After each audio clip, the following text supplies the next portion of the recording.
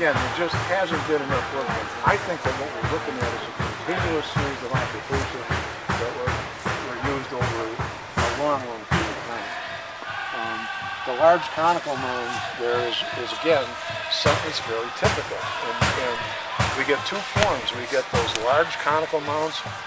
This one's, the diameter is about maybe 50 feet and the height is maybe 6 or 7 feet. There's from Spalding's notes that we got from the University of Michigan, there obviously was some kind of altar in the top of this where some kind of fire was going on.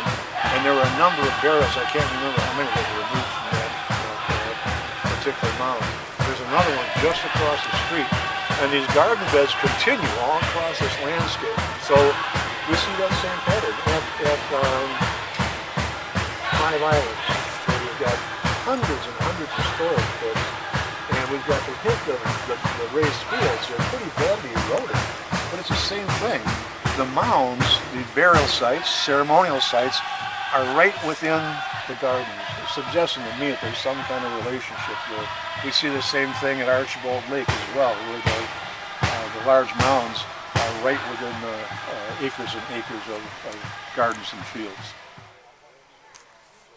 And so Dr. Overstreet was talking about these remains that are being repatriated from a museum in Ann Arbor that have been identified specifically as Menominee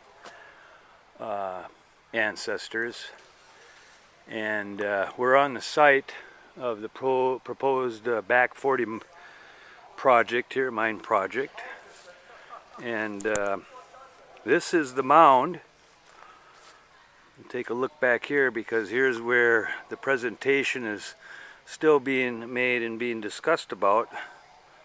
And just down from the site where today's support rally against this project is being done back there. So within just a couple hundred feet is this mound site, which held ancestors of the Menominee Nation that will be repatriated, but they'll be repatriated back to the Menominee Reservation and buried. And so I'm going to walk up on here just a little bit to show you the excavation right in the middle. And Dr. Overstreet was saying that there's some of these mounds in this area here that have actual subterranean chambers with things in it, but it looks like they dug in from this end here to remove the artifacts. It's our responsibility.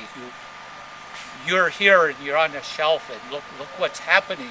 You know, we know what's right. We know how to take care of you, and we'll do what we know is within our power and our responsibility. And we'll take you back, and we'll put you back into the ground where you belong. We'll do everything the right way.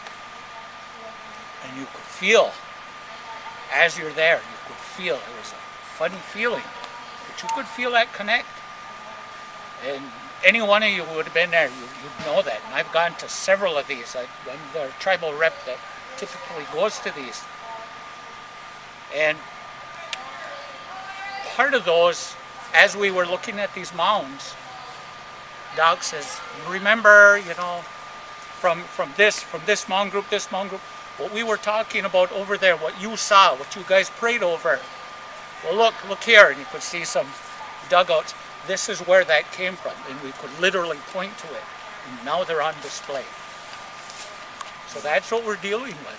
Yeah, and there's these little crystal structures that stand up, phytoliths, and they can be identified as species. So they identified corn, and both from the leaves and the cobs, and sunflower and squash residue. And I'm sure beans were being grown, but we just don't have any physical evidence. We've got hundreds and hundreds and hundreds of samples that are still being processed at the soils department at UW in Madison, and isotope analysis and all kinds of things, trying to figure out how it was that these people took what are generally regarded as poor quality agricultural soils, modified them, enhanced them, added soil amendments, and gardened for 800, 900 years. I mean, it just staggers the imagination. There's nothing like that known anywhere in the world.